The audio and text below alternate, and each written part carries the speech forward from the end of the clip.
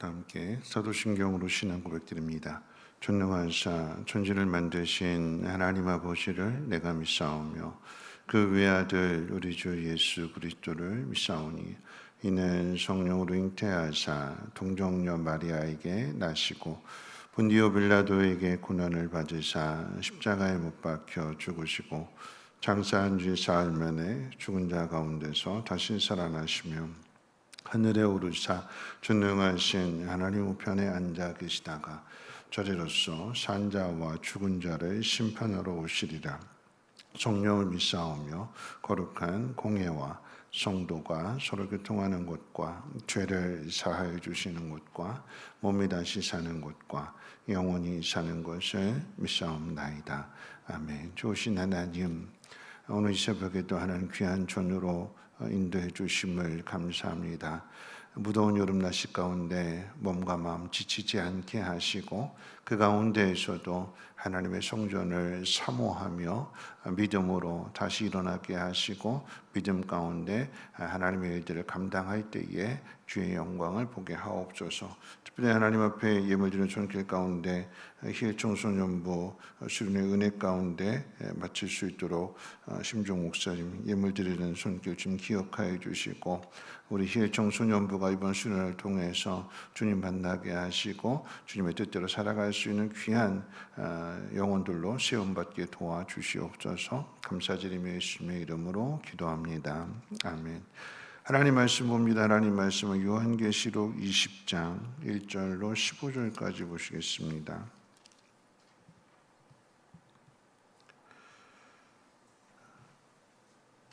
하나님 말씀은 요한계시록 20장 1절로 15절까지 한 절씩 교독으로 읽겠습니다. 요한계시록 20장이고요. 1절에서부터 15절까지 한 절씩 교독으로 읽겠습니다. 또 내가 보매 천사가 무저갱의 열쇠와 큰 쇠사슬을 그의 손에 가지고 하늘로부터 내려와서 영을 잡으니 곧 예뱀이요 마귀요 사탄이라 잡아서 1000년 동안 결박하여 무저갱에 던져 넣어 잠그고 그 위에 임봉하여 천년이 자도록 다시는 만국을 미혹하지 못하게 하였는데 그 후에는 반드시 잠깐 노일이라. 또 내가 부자들을 보니 거기에 앉은 자들이 있어 심판하는 권세를 받았더라. 또 내가 보니 예수를 증언함과 하나님의 말씀 때문에 목배임을 당한 자들의 영혼들과 또 짐승과 그의 우상에게 경배하지 아니하고 그들의 이마와 손에 그의 표를 받지 아니한 자들이 살아서 그리스도와 더불어 천년 동안 왕노릇하니 그 나머지 죽은 자들은 그 천년이 차이까지 살지 못하더라. 이는 첫째 부활이라. 이 첫째 부활에 참여하는 자들은 복이 있고 거룩하도다. 둘째 사망이 그들을 다스리는 권세가 없고 도리어 그들이 하나님과 그리스도의 제사장이 되어 천년 동안 그리스도와 더불어 왕노릇하리라. 천년이 참에 사탄이 그 옥에서 놓여 나와서 땅의 사방 백성 곧 국가 마국을 미혹하고 모아 싸움을 붙이리니 그 수가 바다의 모래 같으리라. 그들이 지면에 널리 퍼져서 성도들의 진과 사랑하시는 성을 두루매 하늘에서 불이 내려와 그들을 태워버리고 또 그들을 미혹하는 마귀가 불과 유황못에 던져지니 거기는 그 짐승과 거짓 선지자들 있어 세세토록 밤낮 괴로움을 받으리라. 또 내가 크고 흰 보좌와 그 위에 앉으신 이를 보니 땅과 하늘이 그 앞에서 피하여 간 데 없더라. 또 내가 보니 죽은 자들이 큰 자나 작은 자나 그 보좌 앞에 서 있는데 책들이 펴 있고 또 다른 책이 펴졌으니 곧 생명책이라. 죽은 자들이 자기의 길을 따라 책들에 기록된 대로 심판을 받으니 바다가 그 가운데에서 죽은 자들을 내주고 또 사망과 음부도 그 가운데서 죽은 자들을 내주매 각 사람이 자기 행위대로 심판을 받고 사망과 음부도 불못에 던져지니 이것은 둘째 사망 곧 불못이라. 누구든지 생명체에 기록되지 못한 자는 불못에 던져지더라. 아멘. 오늘 읽은 말씀 요한계시록 20장에는 두 가지 이야기가 나오게 됩니다. 첫 번째는 이제 천년 동안 왕노릇한다라고 하는 것과 그 다음에 두 번째는 이제 백보자 심판을 통해서 생명책이 있는데 그 생명책에는 하나님 믿는 사람들의 행위가 기록되어져 있고 또 반대편의 책 심판의 책에는 믿지 않는 사람들의 행위가 기록되어졌다라고 하는 두 가지 내용을 가르쳐주고 있습니다. 먼저 이제 천년 동안이라고 하는 것을 한번 생각해 본다라고 하면 여러분들이 천년 왕국이라고 하는 말들을 많이 들어봤는데 천년 왕국이라고 하는 것은 성경에 없는 단어입니다. 오늘 읽은 말씀 가운데 보면 천년 동안이라고 이렇게 표현을 하고 있어요. 그래서 이걸 가지고 이제 세대를 나누게 되는데 이제 전천년설, 후천년설, 무천년설 이렇게 이야기를 하게 됩니다.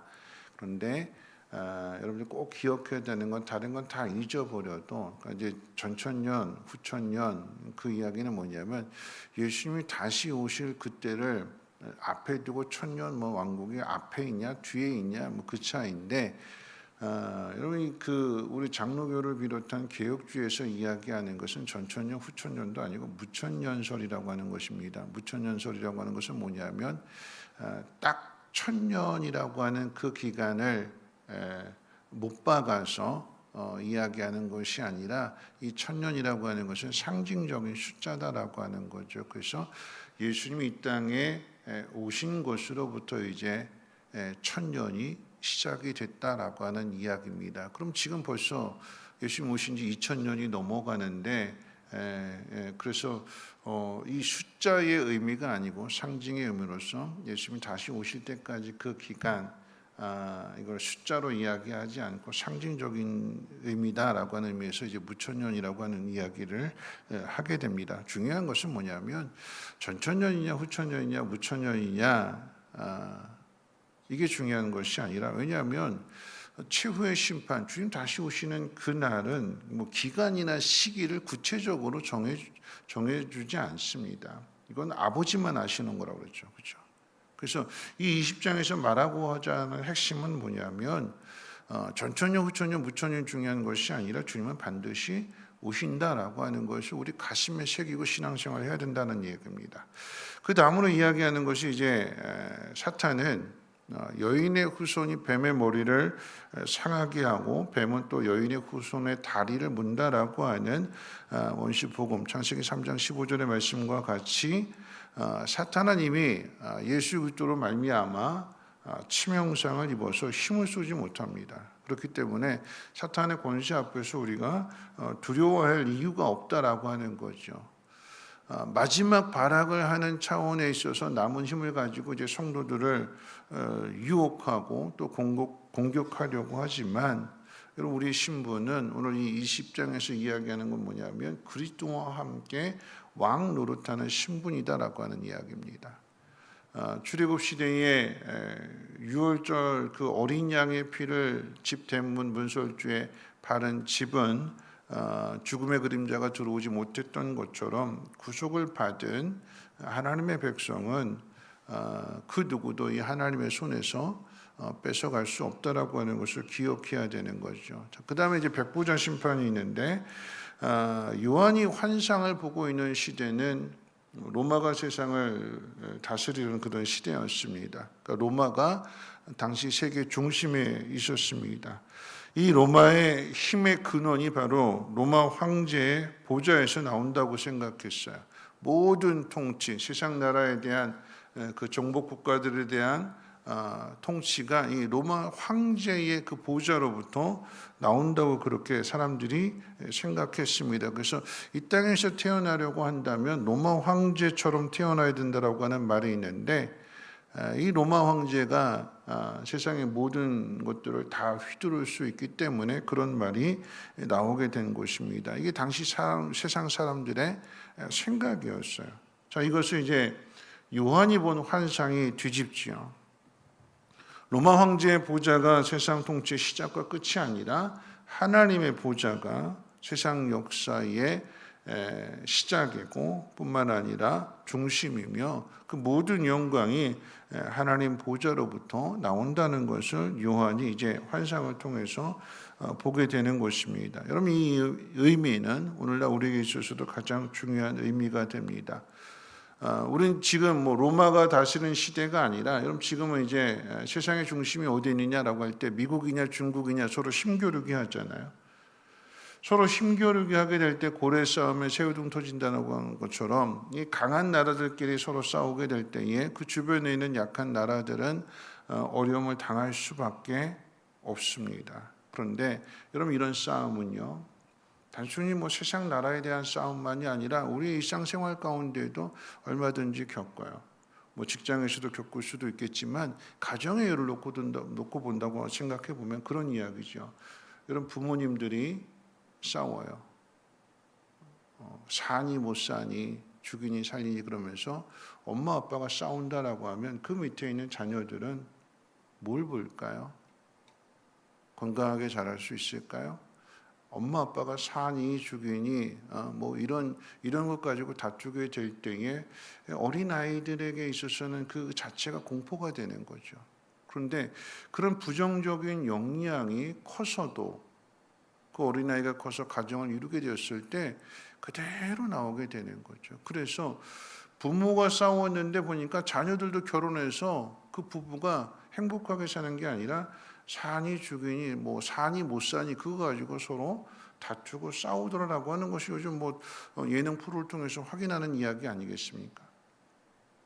부정적인 영향을 받은 거예요. 그러면 이런 그 굴레에서 벗어나야 되는 거죠. 이 굴레에서 어떻게 벗어날 수 있을까요? 오늘 그 마지막에 이제 그 두 책에 대한 이야기 기록되어 있게 되는데, 하나는 죽은 자들의 행위를, 그러니까 지옥에 갈 사람들의 행위를 기록한 심판의 책이고, 또 하나는 구원을 받은 사람들의 그 행위가 기록되어져 있는 생명책이 있습니다.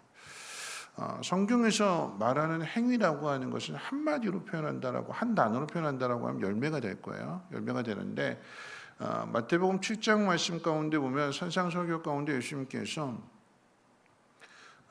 좋은 나무는 그 좋은 나무에서 좋은 열매가 맺혀지게 되는 거고, 나쁜 나무는 그 나쁜 나무에서 나쁜 열매가 맺혀진다고 그랬어요. 열매를 통해서 그 나무를 안다는 이야기입니다. 그러니까 열매가 중요한 이야기는 뭐냐면 그 열매가 그 나무를 드러내기 때문에, 그 열매를 통해서 이게 좋은 나무의 열매구나, 이것은 나쁜 나무의 열매구나라고 하는 것을 그 열매를 통해서 확인할 수 있다는 이야기입니다. 그러면서 그 뒤에 나오는 그 열매에 대한 이야기, 다음에 나오는 이야기가 뭐냐면, 나더러 주여 주여 하는 자마다 다 천국에 오는 게 아니라 하나님 말씀대로 행하는 그 사람이 하나님 나라에 온다. 그리고 그 다음에 무슨 이야기를 하냐면, 이제 반석 위에 지은 집과 모래 위에 지은 집을 비교하셔요. 반석 위에 지은 집과 모래 위에 지은 집의 차이가 어디 있느냐? 기초를 어디에 두느냐? 기초의 문제래요. 동일하게 우리가 어떻게 굴레에서 벗어날 수 있을까? 이 사단의 굴레에서 어떻게 벗어날 수 있을까? 그럼 그 이야기는 기초를 어디에 두느냐? 그 기초가 어디에 둬야 될까요? 하나님의 말씀대로, 하나님의 뜻대로 살아가는 사람에게 좋은 열매가 맺히는 것이고, 그 집으로 비유한다면 하나님 말씀대로 살아가는 사람은 비바람이 몰아치고 풍랑이 온다 할지라도 그것을 견뎌내지만, 그런데 모래 위에 세상 풍조의 기초를 둔다면, 세상이 이러니까 나도 이렇게 살아간다라고 이야기한다면 그 집은 풍랑이 오게 될 때에 무너지게 되는 것입니다. 여러분, 이것을 한번 어제 심지영 목사님이 요나서 설교를 했는데, 그 요나서의 상황 가지고 한번 말씀을 생각하고 말씀을 한번 마칠 텐데요. 그런 이야기입니다. 여러분, 그 나더러 주여 주여 하는 자마다 다 천국에 오는 게 아니고 하나님 말씀대로 행하는 사람이 천국에 온다고 그랬잖아요. 근데 그와 같은 내용이 요나서에도 기록되어 있어요. 뭐냐면 요나서 1장에 그 배 선원들이 이런 이야기합니다. 요나를 바다에 던지면서 뭐라고 이야기했냐면, 주 여호와는 주의 뜻대로 행하심입니다. 세상 사람이, 하나님 믿지 않는 배 선원이 풍랑을 맞이하면서 그 일이 하나님으로부터 시작됐다는 그 요나의 말을 듣고 나서 뭐라고 이야기하냐면, 주 여호와는 주의 뜻대로 행하심입니다. 그리고 요나를 바닷속에 던집니다. 뭐 나중 이야기겠지만 그러면 이 선원들이 그렇게 이야기했을 때 이 선원들이 하나님 믿었을까요? 그건 모르는 이야기지만 안 믿었을 것 같아요. 믿었을 수도 있겠지만. 근데 중요한 건 요나 이야기잖아요. 요나 이야기. 그래서 바닷속에 던져졌어요. 어제 이제 심지영 목사님이 요나의 기도에 대해서 설교를 하게 됐는데 그 기도의 내용 가운데 요나가 이렇게 기도합니다. 주께서 나를 깊은 속 바다 가운데 던지셨으니 큰 물이 나를 둘렀고 주의 파도와 큰 물결이 다 내 위에 넘쳤나이다. 그러니까 물에 던져진 상황에 대해서 지금 설명을 하면서 기도하게 되는 거예요. 근데 한번 생각해 보십시오. 요나가 하나님 뜻대로 안 살겠다고 도망간 거잖아요. 하나님에게서 멀어진 거잖아요. 그런데 요나가 기도할 때는 뭐라고 기도하냐면 이 풍랑으로 인해서 이 어려움을 통해서 고난을 통해서 아이쿠 하면서 하나님 할 때 뭐라고 성경에 기록되어 있냐면 그의 하나님이라고 그랬어요. 그의 하나님. 요나는 싫어요. 나 하나님 뜻대로 안 살래요. 내 마음대로 살 거야 하고 하나님에게서 멀리 도망치려고 했는데 이 풍랑을 통해서 어떻게 해요? 그의 하나님 앞에 기도했다. 그리고 앞서 제가 뭐라고 얘기했냐면 그렇게 이야기했잖아요. 큰 물이 나를 둘렀고 주의 파도와 큰 물결이 다 내 위에 넘쳤나이다. 주의 파도라고 그랬어요. 주의 파도. 하나님에 대해서 깊이 깨닫지 못할 때는 이 배가 풍랑을 만나게 됐을 때 원망도 하고 불평도 하고 왜 내 인생 가운데 이런 고난이 있을까라고 생각하지만 그런데 앞서 선원이 뭐라고 이야기했어요? 주 여호와는 주의 뜻대로 행하실 것입니다. 그러니까 요나가 도망간다고 해서 그냥 그래 인연 끊고 살자 이게 아니라 하나님이 요나를 쫓아가시는 거죠. 쫓아가셔서 비바람이 불어치고 큰 파도가 일어나는 것에 대해서 요나가 하나님 앞에 기도하는 신앙으로 돌아오게 되니까 하나님 의지하는 신앙으로 돌아오게 되니까 이 파도가 누구를 위한 파도래요? 자기 자신을 위한 파도였다라고 하는 것을 깨닫게 되는 거예요. 주의 파도라고 표현하는 것은 그런 표현입니다. 하나님이 파도를 치게 하셔서 하나님이 풍랑을 일게 하셔서 나로 하여금 도망가지 못하고 다시 옳은 길을 가게 하시는구나. 이게 기도 가운데 나오게 되는 거예요. 그런 의미에서 하나님은 하나님의 뜻대로 행하십니다. 그런데 그것을 그냥 막 로봇 다루는 식으로 하는 것이 아니라 우리에게 자유의지를 주시는 거예요. 그래, 네 생각대로 한번 해봐라. 우리 생각대로 한 그 일이 하나님에게서 멀어지는 일이라고 할 때 어떻게 해요? 하나님이 쫓아오셔서 고난을 통해서 힘든 일들을 통해서 깨닫게 하시고 그 깨닫게 하시니까 거기서 어떻게 해요? 기도가 터져 나오게 되는 거죠.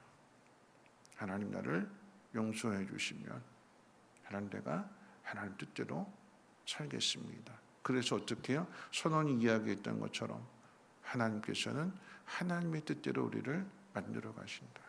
다듬어 가신다. 그 사실을 마음속에 새긴다라고 하면 세상에 어떤 유혹이 온다 할지라도 세상에 어떤 공격이 온다 할지라도 하나님이 큰 파도를 통해서 주의 파도를 통해서 나를 다듬어 가시고 나를 훈련하시고 그래서 마침내 어떤 사람이 되게 하시는 거예요. 그럼 요나 이야기가 그 이야기잖아요. 하나님이 요나를 니느웨로 보내시는 이유는 그 니느웨 성 사람들에게 요나가 어떤 사람이 되라고요? 하나님을 대신하는 사람이 되는 것이고 이 요나가 니느웨에서 그 원수 같은 사람들에게 있어서 이 요나가 어떤 사람이 되라고요? 고마운 사람이 되라고요. 너 때문에 우리가 하나님의 심판을 당하지 않고 우리가 살 수 있게 되었구나. 너 참 좋은 사람이구나. 너 참 고마운 사람이구나. 하나님이 우리를 그 자리에 세우시려고 하는데 우리는 어떻게 해요?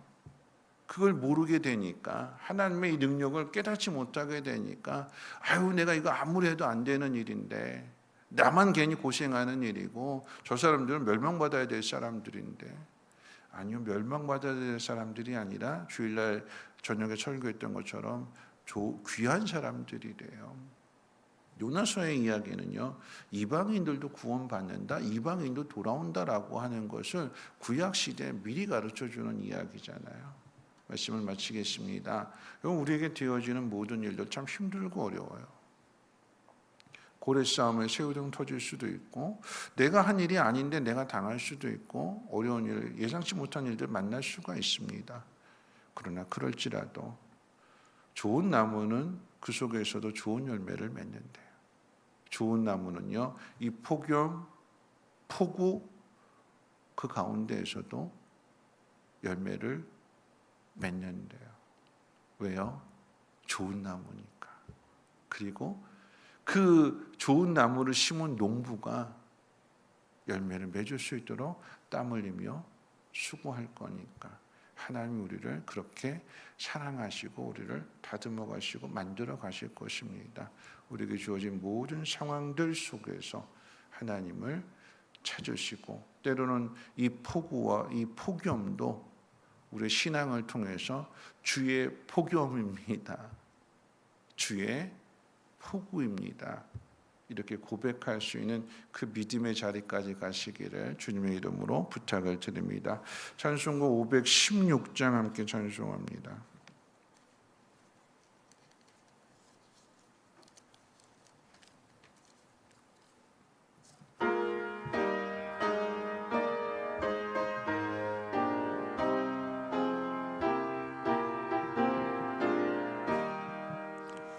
푸른 길 따라 이르는 세계 만민의 참된 길, 이 길 따라서 살기를 온 세계에 전하세. 만 백성이 나갈 길, 어두운 밤 지나고 동튼다. 환한 빛 보아라 저 빛, 주 예수의 나라 이 땅에 곧 오겠네 오겠네. 주 예수 따르라 승리의 주, 세계 만민이 나갈 길과 진리요 참 생명, 내 장검을 부수고 다 따르라와 평화. 어두운 밤 지나고 동튼다. 환한 빛 보아라 저 빛, 주 예수의 나라 이 땅에 곧 오겠네 오겠네. 놀라운 이 소식 알리어라. 세계 만민을 구하려 내 주 예수를 보내신 참 사랑의 하나님.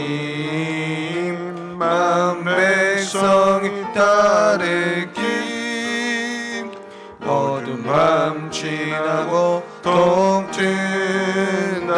환한 빛 보아라 저 빛, 주 예수의 나라 이 땅에 곧 오겠네 오겠네.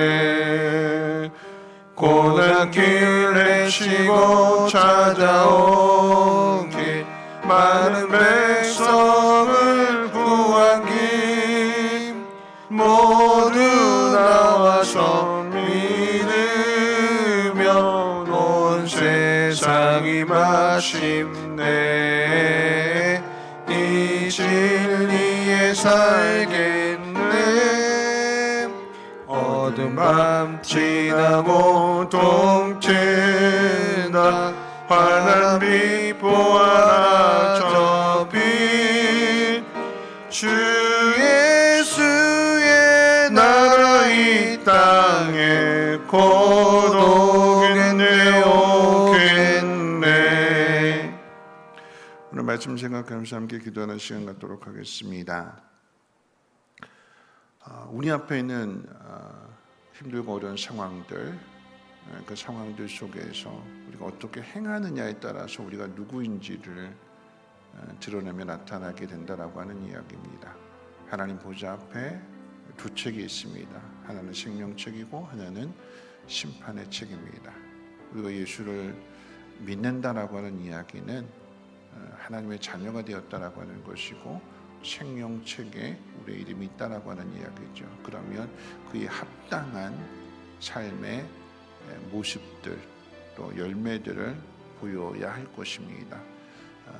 그 열매를 맺는 길은 다른 거 없이요, 하나님 뜻대로 하나님 말씀대로입니다. 내게 주어진 모든 상황들 속에서 하나님 뭐라고 말씀하시는가, 내가 어떻게 해야 되기를 원하시는가, 그렇게 생각하고 살아가게 될 때에 그 속에 하나님의 일하심을 세상 가운데 나타나게 됩니다.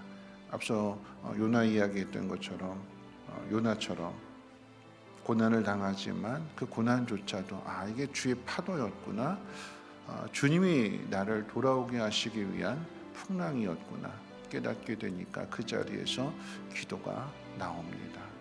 우리 삶의 모든 자리에서 낙심하고 불평할 것이 아니라, 세상의 눈으로 바라보는 것이 아니라 이게 하나님의 손길이구나 하는 것을 깨닫고 기도하는 사람이 되게 하옵소서. 어떤 자리에서 있다 할지라도 그 속에서 하나님의 뜻을 드러내며 열매를 맺게 하옵소서. 함께 통성으로 하나님 앞에 기도합니다. 사랑 많으신 하나님 아버지, 감사합니다. 오늘 이 하루도 하나님 말씀으로 시작을 합니다. 하나님, 사단이 우리를 유혹하고 또 공격한다 할지라도 우리는 예수 그리스도의 피로 말미암아 구원받아 하나님의 자녀가 된 것임을 하나님 잊지 않게 하여 주시고, 주님 다시 오시는 그날까지 믿음을 지키며 우리가 하나님 자녀인 것을 세상 가운데 드러내는 삶이 되게 하옵소서.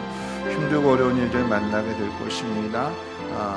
다른 사람에 의해서도 어려움을 당하기도 하지만 내 믿음이 연약하고 부족해서 반대 길로 갈 때도 많이 있습니다. 그러나 그럴지라도 하나님 쫓아오셔서 폭우나 폭염이나 또는 지진이나 여러 가지 일들을 통해서 하나님 우리를 사랑하시고 또 돌아오기를 원하시며 우리 붙들고 계심을 하나님 깨닫게 해주십니다. 하나님 그것을 깨닫는 자들마다 하나님 앞에 기도하게 하시고, 하나님 원망불평이 아닌 하나님의 일하심을 믿음의 눈으로 바라보는 가운데 감사의 기도가 나오게 하시고, 하나님 앞에 찬양과 영광 돌릴 수 있는 우리의 삶이 되게 도와주시옵소서. 하나님, 힘들고 어려운 상황